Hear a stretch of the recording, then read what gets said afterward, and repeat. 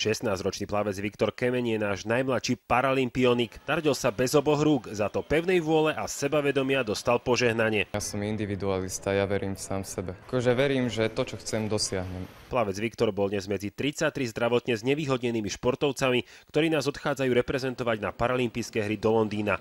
Na úrade vlády im premiér odovzdával menovacie dekréty. Keď prišiel na rad Viktor, nepremiér, mladík trval na geste priateľstva, tak ako to robí aj v iných situáciách. Ukázalo sa, že hoci žijú ľudia s postihom medzi nami, nie vždy vieme, ako sa v takej situácii zachovať. Okamžite zareagovať nevedel ani premiér, bol zjavne v rozpakoch, no po chvíli sa celá situácia skončila potleskom všetkých paralympionikov.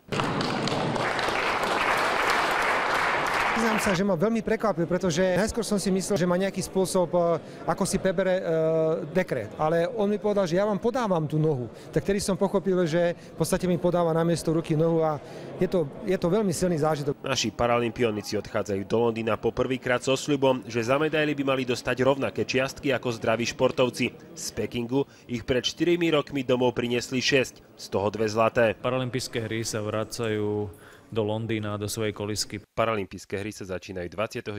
augusta. Rado Igas, televízia Markíza.